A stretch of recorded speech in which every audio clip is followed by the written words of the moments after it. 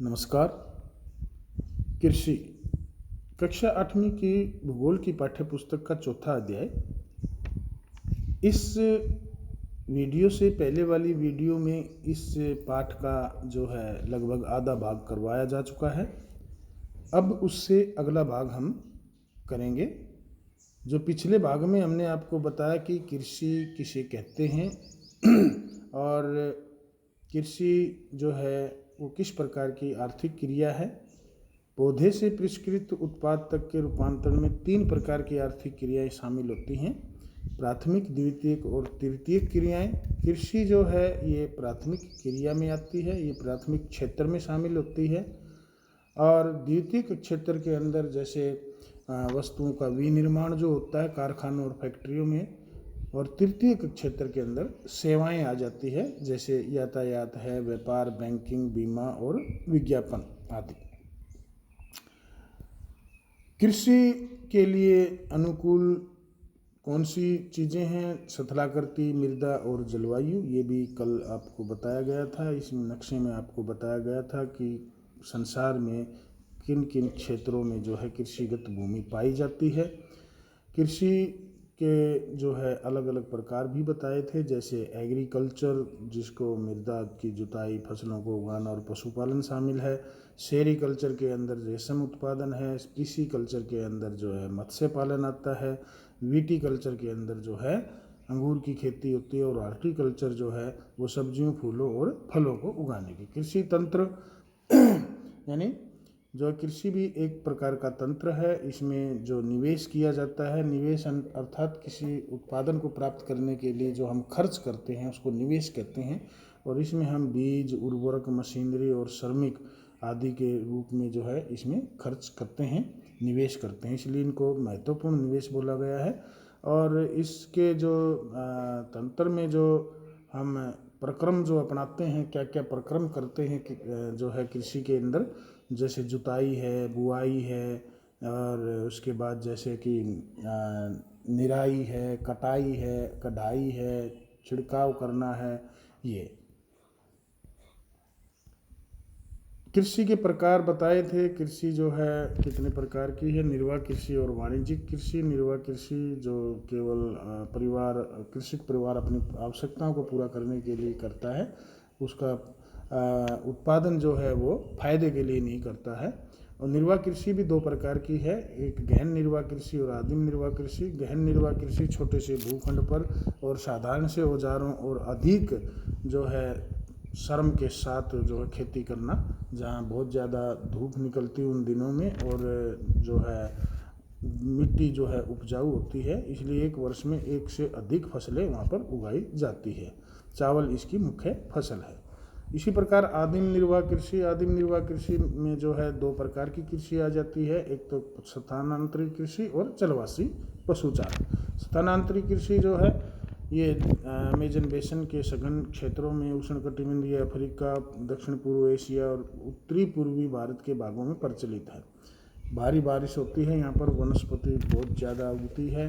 और यहाँ की जो है यहाँ पर जो स्थानांतरित का मतलब है कि एक स्थान से दूसरे स्थान पर जब तक मिट्टी में उपजाऊपन रहता है तो कृषि की जाती है, और जब उसका उपजाऊपन खत्म हो जाता है तो उस स्थान से दूसरे स्थान पर जाकर वहाँ पर जो है पेड़ पौधों को काट कर और पेड़ पौधों को जो है उनमें आग लगाकर जो है उस ज़मीन को साफ किया जाता है, और राख छिड़क कर जो है मिट्टी की उपजाऊ शक्ति को बढ़ाया जाता है। जलवासी पशुचारण जो है ये सहारा के अर्ध शुष्क और शुष्क प्रदेशों में, मध्य एशिया और भारत के कुछ भागों जैसे राजस्थान तथा जम्मू कश्मीर में प्रचलित है। इसमें जो है पशुचारक अपने पशुओं को जो है वो एक स्थान से दूसरे स्थान पर पानी और चारे की तलाश में लेकर जाते हैं। ऐसा क्योंकि जलवायु की विकट परिस्थितियों के कारण होता है, बहुत ज़्यादा सर्दी या बहुत ज़्यादा गर्मी के कारण उन्हें ऐसा करना पड़ता है। और ये पशुचारक मुख्य रूप से भेड़, ऊंट, मवेशी, याक और बकरियां पालते हैं। वाणिज्यिक कृषि का मतलब है, वाणिज्यिक का मतलब होता है कि हम जब किसी भी वस्तुओं का क्रय विक्रय जो है फायदे के लिए करते हैं तो उसको वाणिज्यिक जो है शब्द इस्तेमाल करते हैं उसके लिए। तो वाणिज्यिक कृषि, अनाज कृषि में जो है हम उन फसलों को उगाते हैं जिनको बेचकर हम ज़्यादा लाभ उठा सकें। और जैसे गेहूं और मक्का इसमें सामान्य रूप से उगाई जाने वाली फसलें हैं। उत्तर अमेरिका, यूरोप, एशिया के शीतोष्ण घास के मैदान वाणिज्यिक अनाज कृषि के प्रमुख केंद्र हैं। ये बहुत ज़्यादा लंबे चौड़े क्षेत्र में जो है फसलें बोई जाती हैं और यहाँ पर जो है आबादी जो है बहुत कम होती है। मिश्रित कृषि में, मिश्रित का मतलब मिली जुली यानी मिक्स, तो ये जो है भोजन व चारे की फसलें जो है उगाई जाती हैं और इसमें जो है पशुपालन के लिए जो है ज़्यादातर प्रयोग किया जाता है। यह यूरोप, पूर्वी संयुक्त राज्य अमेरिका, अर्जेंटीना, दक्षिण पूर्वी ऑस्ट्रेलिया, न्यूजीलैंड और दक्षिण अफ्रीका में प्रचलित है। रोपण कृषि भी वाणिज्यिक कृषि का ही प्रकार है। यहाँ पर चाय, कहवा, काजू, रबड़, केला अथवा कपास की एकल फसलें उगाई जाती हैं। इसमें बहुत बड़े पैमाने पर जो है श्रम और पूंजी की आवश्यकता होती है। मुख्य फसलें के बारे में भी बताया था कल, जैसे चावल है। चावल की कृषि जो है, खेती जो है उष्णकटिबंधीय और उपोष्णकटिबंधीय प्रदेशों में जो है मुख्य रूप से आहार के लिए की जाती है। गेहूं के बारे में बताया था, इसमें जो है मध्यम तापमान तथा वर्षा और शस्य कर्तन अर्थात फसल की कटाई के समय तेज धूप की आवश्यकता होती है। मिलेट, मोटे अनाज के रूप में जो जानी जाती फसलें उनको मिलेट कहते हैं, जैसे ज्वार, बाजरा और रागी। मक्का ये मध्यम तापमान, वर्षा और अधिक धूप की आवश्यकता होती है और ये जो है उत्तर अमेरिका, ब्राज़ील, रूस, चीन, कनाडा, भारत और मैक्सिको में उगाई जाती है। कपास के बारे में भी आपको बताया जा चुका है। इसकी वृद्धि के लिए उच्च तापमान, हल्की वर्षा, 200 से 210 पाला रहित दिन और तेज चमकीली धूप की आवश्यकता होती है। और ये चीन, संयुक्त राज्य अमेरिका, भारत, पाकिस्तान, ब्राज़ील और मिस्र में जो है इसका उत्पादन किया जाता है। पटसन जो है इसको सुनहरा रेशा भी कहते हैं और ये जलोढ़ मिट्टी में बहुत अच्छी तरह से बोया जाता है, वहाँ पर इसका बहुत अच्छा विकास होता है। इसे उच्च तापमान और भारी वर्षा और आर्द्र जलवायु की आवश्यकता होती है। भारत और बांग्लादेश पटसन के अग्रणी उत्पादक हैं। कॉफ़ी इसके लिए गर्म और आर्द्र जलवायु और सुअपवाहित दोमट मृदा की आवश्यकता होती है। ये ब्राज़ील जो है कॉफ़ी का अग्रणी उत्पादक है और इसके पश्चात कोलंबिया और भारत का नाम आता है। आज हम इससे आगे की जो है फसलों के बारे में जो है पढ़ेंगे, तो चलिए आज आगे की फसलों के बारे में पढ़ते हैं। चाय भी एक पेय पदार्थ है। बागानों में उगाई जाने वाली एक पेय फसल है। इसकी कोमल पत्तियों की वृद्धि के लिए ठंडी जलवायु और वर्ष भर समवितरित उच्च वर्षा की आवश्यकता होती है। समवितरित में समान रूप से वितरण हो, यानी एक समान रूप से बारिश। इसके लिए सुअपवाहित दोमट मृदा और मंद ढाल की आवश्यकता होती है। सुअपवाहित जिसमें से आसानी से अपवाह हो सके पानी का, दोमट मिट्टी, और जो ढाल है वो तेज ढाल नहीं बल्कि मंद ढाल वाली जो है जगह होनी चाहिए। पत्तियों को चुनने के लिए अधिक संख्या में श्रमिकों की आवश्यकता होती है। कृषि का विकास। कृषि विकास का संबंध बढ़ती जनसंख्या की बढ़ती मांग को पूरा करने के लिए कृषि के उत्पादन को बढ़ाने की दिशा में किए जाने वाले प्रयासों से है। क्योंकि जनसंख्या जैसे जैसे जनसंख्या बढ़ती है तो उसकी मांग भी बढ़ेगी। जनसंख्या के बढ़ने से हर प्रकार की, जैसे कपड़े की मांग भी बढ़ेगी, खाने की मांग भी बढ़ेगी, रहने की मांग भी बढ़ेगी और दूसरी जितनी भी प्रकार की जो वस्तुएं हैं उपभोग के लिए जो ज़रूरी हैं उनकी सबकी मांग बढ़ती है। इसलिए उनके लिए जो है कृषि उत्पादन को भी बढ़ाना बहुत ज़रूरी है। तो इस प्रकार से कृषि को किस प्रकार से बढ़ाया जा सकता है, तो उन तरीकों के बारे में यहाँ पर चर्चा है। यह कई तरीकों से प्राप्त किया जा सकता है, जैसे बोए गए क्षेत्र में विस्तार करके, या तो भूमि को जो है भूमि क्षेत्र को बढ़ाया जाए, या बोई जाने वाली फसलों की संख्या बढ़ाकर, या सिंचाई सुविधाओं में सुधार करके, उर्वरकों और उच्च उपज देने वाले बीजों के प्रयोग द्वारा। यानी अगर हम कृषि उत्पादन को बढ़ाना चाहते हैं तो हमें क्या करना होगा, उसके लिए कौन से तरीके अपनाने होंगे कि जो ज़मीन है, जो भूमि है जिसमें हम कृषि कर रहे हैं, या तो उसका क्षेत्र बढ़ाएं और बोई जाने वाली फसलों की संख्या बढ़ाएं, और ज़्यादा संख्या बढ़ाएं उनकी, जो फसलें हैं उनमें और ज़्यादा प्रकार की फसलें जो है उगाएं। सिंचाई जो सुविधा है उसके अंदर और ज़्यादा जो है आधुनिक जो है उसके अंदर विकास करें, उसके अंदर सुधार करें। खादों, उर्वरकों और ज़्यादा उपज देने वाले बीज जो है उनका प्रयोग करें। कृषि का मशीनीकरण भी कृषि के विकास का एक अन्य पहलू है। अर्थात साधारण औजारों या साधारण मशीन की बजाय आधुनिक तकनीक से तैयार मशीनरी जो है उसका भी जो है कृषि के विकास के लिए होना बहुत ज़रूरी है। कृषि के विकास का चरम लक्ष्य खाद्य सुरक्षा को बढ़ाना है। अर्थात खाद्य सुरक्षा का मतलब यहाँ पर है कि सबके लिए खाद्यान्न जो है पर्याप्त मात्रा में हो। कृषि का विकास विश्व के विभिन्न भागों में विभिन्न गतियों से हुआ है। अधिक जनसंख्या वाले विकासशील देश अधिकतर गहन कृषि करते हैं, जहाँ छोटी जोतों पर सामान्यतः जीविकोपार्जन के लिए फसलें उगाई जाती। गहन कृषि का मतलब है कि जहाँ पर कृषिगत भूमि कम है लेकिन उस पर आधुनिक मशीनरी और अधिक श्रम के साथ और अधिक पूंजी के साथ खेती की जाती है। बड़ी जोतें वाणिज्यिक कृषि के लिए अधिक उपयुक्त होती हैं, जैसे संयुक्त राज्य अमेरिका, कनाडा और ऑस्ट्रेलिया। आओ हम दो फार्मों, एक भारत और दूसरे संयुक्त राज्य अमेरिका के वस्तु स्थिति अध्ययनों की सहायता से विकासशील और विकसित देशों की कृषि के विषय में जानें। यानी यहाँ पर हम आपको बताते हैं कि बड़ी जोत और छोटी जोत। बड़ी जोत का मतलब है बहुत ज़्यादा जो है भूमि, सैकड़ों हेक्टेयर जो है भूमि में कृषि, और छोटी जोत का मतलब है थोड़े क्षेत्र पर जो है कृषि करना।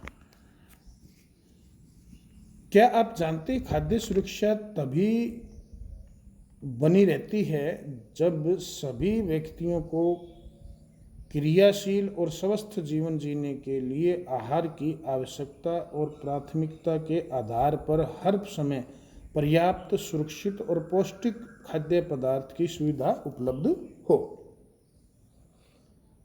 भारत का एक फार्म दिखाया गया है, यहाँ पर आप चित्र में देख सकते हो। खेत को जोतते हुए किसान, यहाँ पर बैल हैं, बैल और एक हल है, यानी सामान्य जो औजार कह सकते हैं इसको खेती करने का। और किसान आप देख रहे हो किस प्रकार से जो है इसमें खेत को जोत रहे हैं। उत्तर प्रदेश के गाजीपुर जिले में आदिलाबाद एक छोटा सा गांव है। मुन्ना लाल इस गांव का एक छोटा किसान है जिसके पास 1.5 यानी 1.5 हेक्टेयर का एक फार्म है। उसका आवास मुख्य गांव में है।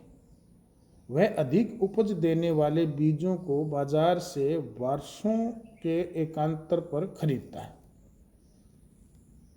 उसकी भूमि उर्वर है और वह वर्ष में कम से कम 2 फसलें, सामान्यतः गेहूं या चावल और दालें जो है उगाता है।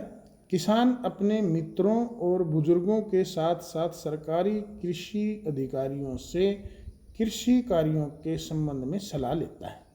वह अपने खेत की जुताई के लिए भाड़े पर ट्रैक्टर लेता है। यद्यपि उसके कुछ मित्र अभी भी बैलों से खेतों को जोतने की परंपरागत विधि का प्रयोग करते हैं। अब यहाँ पर क्या बताया है कि जो है उत्तर प्रदेश जो हमारा एक प्रांत है भारत का, उसका एक ज़िला है गाजीपुर और उसका एक छोटा सा गांव है आदिलाबाद। उसकी ये कहानी बताई है। मुन्नालाल है, किसान है, उसके पास छोटा सा एक फार्म है, खेत है जो 1.5 हेक्टेयर ज़मीन है।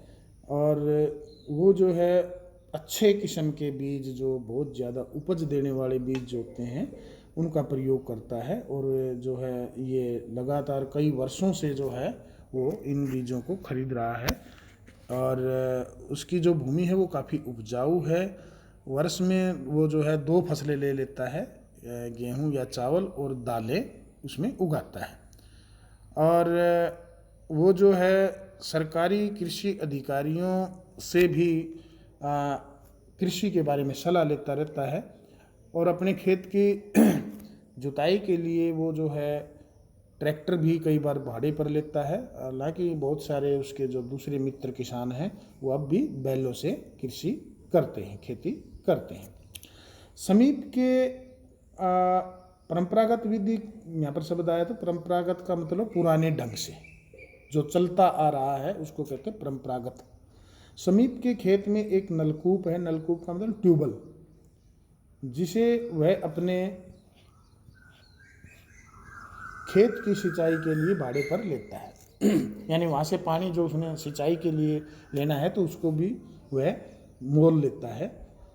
मुन्नालाल के पास 2 भैंस और कुछ मुर्गियाँ भी हैं। वह निकट के शहर में स्थित सरकारी भंडार में दूध बेचता है। वह वहाँ का एक सदस्य है, जो सहकारी जो समिति होती है उसका वो सदस्य है।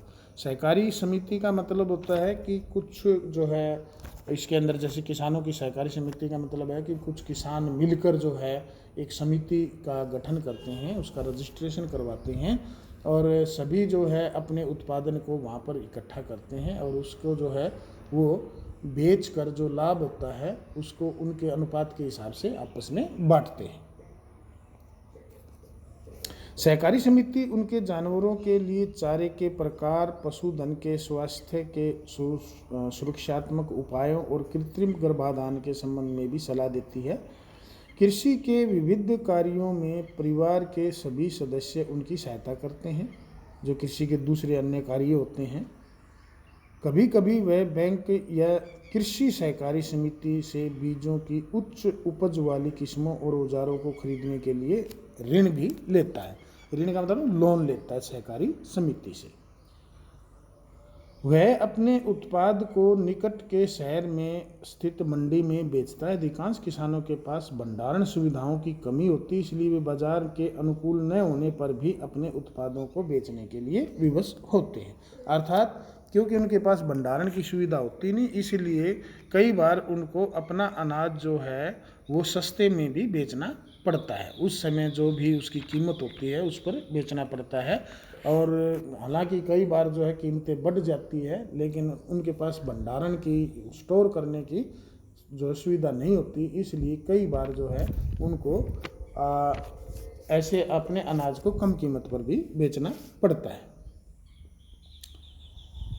हाल के वर्षों में सरकार ने भंडारण की सुविधाओं के लिए विकास के लिए कुछ कदम उठाए हैं। अब आगे है संयुक्त राज्य अमेरिका का एक फार्म। संयुक्त राज्य अमेरिका का एक फार्म है। आप ये चित्र के अंदर देख रहे हो कितना लंबा चौड़ा जो है ये फार्म दिखाई दे रहा है। संयुक्त राज्य अमेरिका के एक फार्म का औसत आकार भारतीय फार्म की तुलना में बहुत बड़ा होता है। संयुक्त राज्य अमेरिका में एक प्रारूपिक फार्म का आकार 250 यानी 250 हेक्टेयर होता है, जबकि अपने भारत वाला दिखाया था उसके अंदर 1.5 हेक्टेयर था। तो इससे तो बहुत ज़्यादा गुना बड़ा फार्म है। किसान सामान्यतः फार्म में रहता है। मक्का, सोयाबीन, गेहूं और चुकंदर यहाँ उगाई जाने वाली कुछ महत्वपूर्ण फसलें हैं। चुकंदर होता है एक, इसको सलाद के रूप में भी खाया जाता है और इससे चीनी भी बनती है। संयुक्त राज्य अमेरिका के मध्य पश्चिम में स्थित आयोवा राज्य के एक किसान जो हॉर्न के पास 300 हेक्टेयर भूमि है। किसान का नाम क्या है? जो होरन, और 300 हेक्टेयर भूमि उसके पास। वह अपने खेत में मक्का तब उगाता है जब वह आश्वस्त हो कि मृदा और जल संसाधन इस फसल की आवश्यकता को पूरा कर देंगे। अर्थात पूरी तरह से मृदा और जल के बारे में जो है सोच विचार के कि भी वो जो है पर्याप्त मात्रा में है, सही है, उपजाऊ है और पानी की मात्रा भी उसके पास सही है, तब जाकर वो जो है मक्का उगाता है। फसल को नुकसान पहुंचाने वाले पीड़कों पर नियंत्रण के लिए पर्याप्त उपाय किए जाते हैं। यानी जो फसल को नुकसान पहुंचाने वाले जो कीड़े मकोड़े हैं और दूसरी बीमारियां हैं, तो उनके लिए पीड़क नाशक जो है दवाइयों का उपयोग वे बहुत मात्रा में करते हैं। समय समय पर वह मृदा के नमूनों को मृदा परीक्षण प्रयोगशाला में जांच के लिए भेजता है। समय समय पर मिट्टी की जांच करवाता है और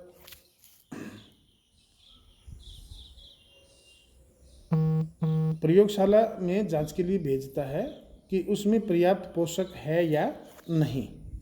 ये परिणाम जो होरन को वैज्ञानिक उर्वरक कार्यक्रम की योजना बनाने में मदद करते हैं। उसका कंप्यूटर उपग्रह से जुड़ा हुआ है, यानी उसके खेत में फार्म में कंप्यूटर है और सीधा जो है वो उपग्रह से जुड़ा हुआ होता है, जो उसे उसके खेत की यथार्थ तस्वीर देता है। जो सही तस्वीर है उसकी, वो उसके कंप्यूटर पर आती रहती है। यह रासायनिक उर्वरकों और पीड़क नाशकों का आवश्यकता अनुसार प्रयोग करने में भी उसकी मदद करता है। अर्थात वह अपने कंप्यूटर पर ही पूरे खेत को देख सकता है और उसमें क्या बीमारियां है या कोई जो पीड़क हैं और दूसरी चीज़ें तो नहीं हैं, तो उसका सारा अवलोकन वो कंप्यूटर के जरिए कर सकता है। वह ट्रैक्टरों, बीज बोने की मशीनों, समतलक यानी समतल बनाने, ज़मीन उबड़ खाबड़ है तो उसको समतल बनाने के लिए जो है प्रयोग में लाने वाली मशीनरी को कहते हैं समतलक, संयुक्त हार्वेस्टर और थ्रेशर का उपयोग कृषि संबंधी विभिन्न क्रियाओं में करता है।